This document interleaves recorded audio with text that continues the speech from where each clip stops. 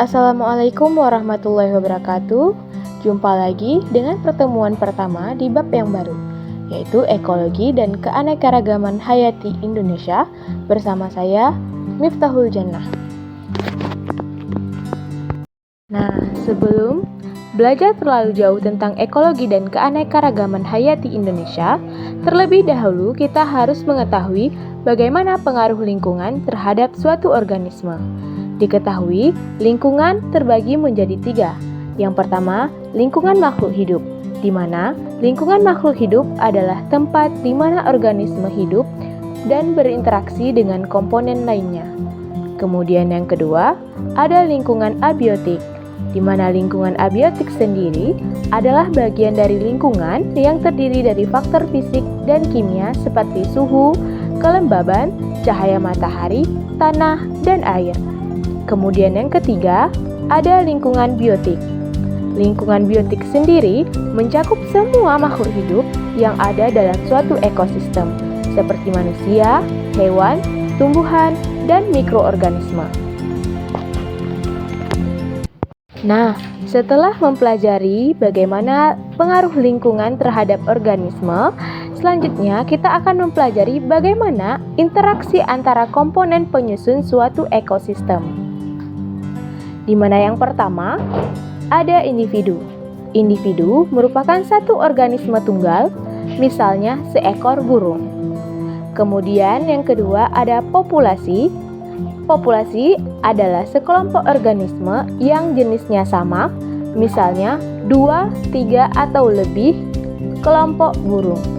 Kemudian yang ketiga ada komunitas, di mana komunitas sendiri merupakan sekelompok populasi yang hidup bersama-sama dan berinteraksi dalam suatu ekosistem, misalnya populasi singa, populasi zebra, populasi burung, dan populasi jerapah di padang rumput. Kemudian yang terakhir ada ekosistem, di mana kesatuan yang terdiri dari komunitas makhluk hidup dan lingkungan abiotiknya, seperti ekosistem hutan dan ekosistem sungai.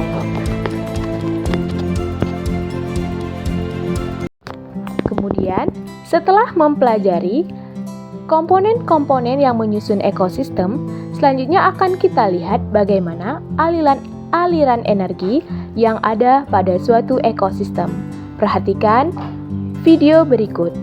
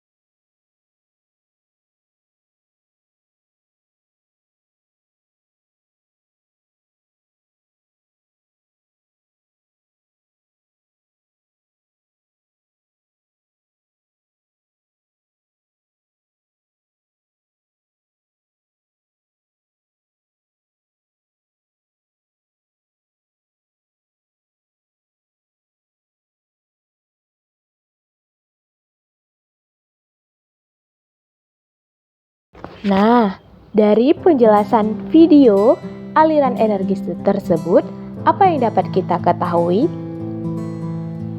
Seperti apa yang terjadi? Pada suatu ekosistem air, terdapat belalang yang hinggap di suatu daun. Kemudian belalang dimakan oleh kodok. Selanjutnya, kodok dimakan oleh ular. Kemudian, ular dimangsa oleh elang. Tidak lama berselang, elang mati dan diuraikan oleh decomposer menjadi tanah, kemudian ditumbuhi kembali oleh tumbuhan. Nah, dari penjelasan video tersebut dapat kita ketahui bahwa aliran energi adalah pergerakan energi dari suatu organisme ke organisme lainnya dalam suatu ekosistem. Energi yang tersedia dalam suatu ekosistem berasal dari sinar matahari dan diubah menjadi energi kimia melalui proses fotosintesis oleh tumbuhan, kemudian ditransfer kepada binatang dan organisme pemangsa lainnya. Energi ini kemudian ditransfer melalui rantai makanan saat satu organisme memakan organisme lainnya. Terakhir, ucapan terima kasih telah menonton video pembelajaran singkat kita tentang ekologi dan keanekaragaman hayati part 1. Terima kasih.